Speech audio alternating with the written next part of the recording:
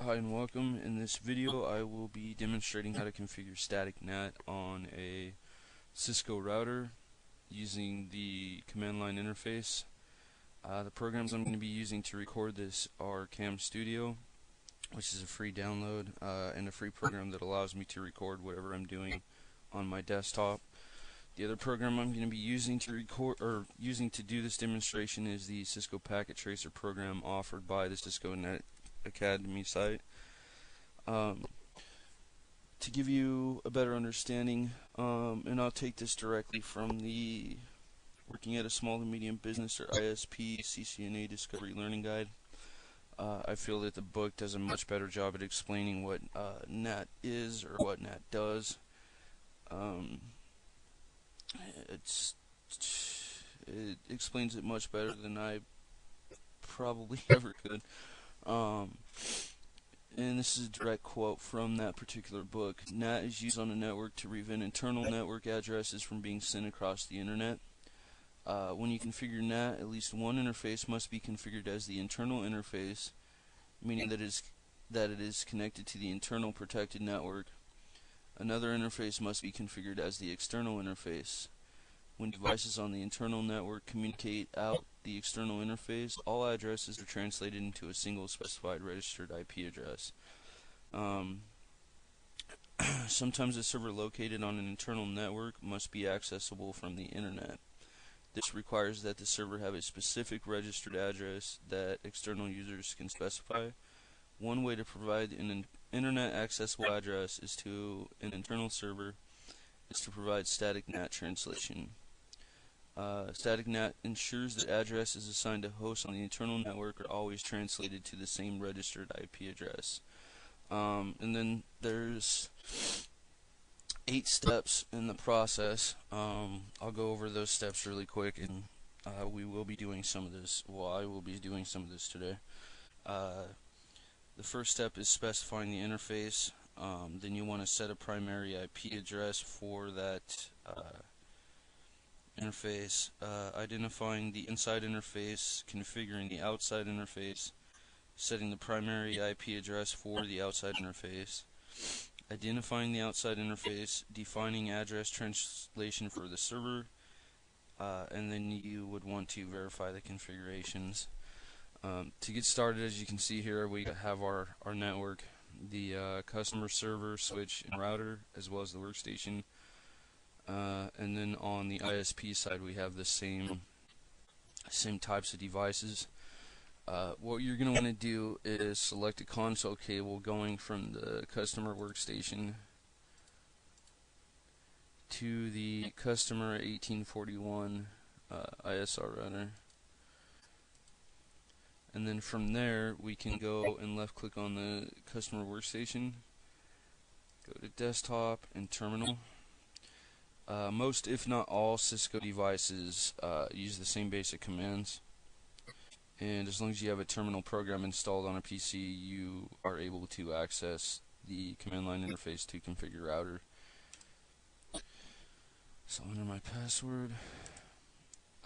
This right here, when you first enter the terminal, you're going to be in user executive mode. There's not a lot that you can do here except for using different commands to see how that particular device is functioning. You can use the ping command as well as the tracer or traceroute. If you hit the question mark, it gives you the list of different commands you can use within that mode. So there's a couple there. And then to make the actual configuration changes of how the hardware is acting, you would want to be in either privilege mode or global mode. To enter privilege mode, you would want to type in EN for enable, or you can actually type the whole word out. Enter my password, and then that is the user privilege mode. Within this mode, you can do different things. If you hit question mark again, there's all the different things you can do. Whole bunch of stuff there. You can configure terminals, set up a banner, a message of the day, configure passwords. But for the purpose of this video, we would want to be in global. We'd want to be in global setting. So We can do that by typing in conf space T or configure terminal if you want to type that all out. Here we are in global configuration. The first thing we'd want to do as far as configuring static NAT is specify the inside NAT interface. And the interface that that's going to be the inside interface is going to be the fast Ethernet 0/0 interface. So we can type in interface space fast Ethernet space 0/0. And now we're inside that particular interface. And we're going to specify this as the inside NAT interface by typing IP space NAT space inside. And then we can go ahead and exit that interface. And now the second thing we're going to want to do is specify the outside NAT interface, and the interface that we're going to use as the outside interface is going to be the serial interface of 0/0/0. So we'll want to get into the interface serial 0/0/0. And then we'll type in IP NAT space outside to specify this as the outside NAT interface, and then type exit. And then we would want to configure the static mapping that maps the internal 192.168.1.10 address to the 209.165.200.227 external address. And you can do that by typing IP NAT inside source static 192.168.1.10, I believe it is, yeah, space 209. So the first address there is the internal address, and then the second one's going to be the external, which is 209.165.260.227.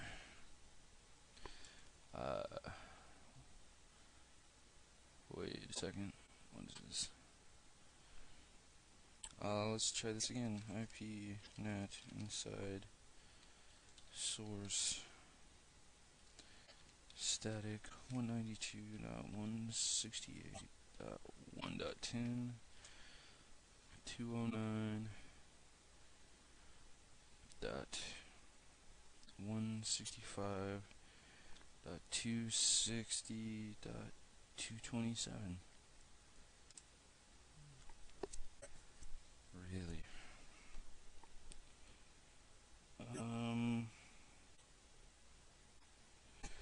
Let me check something really quick here.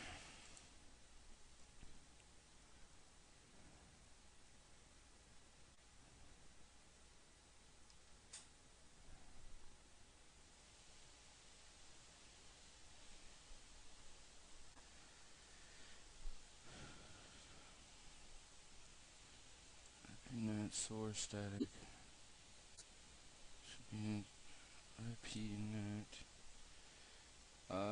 This is. I'm pretty sure that's what I typed.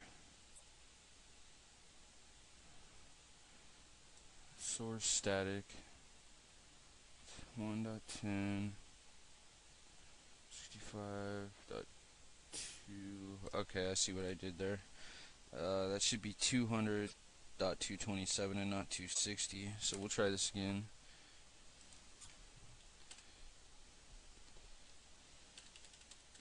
So 200.227.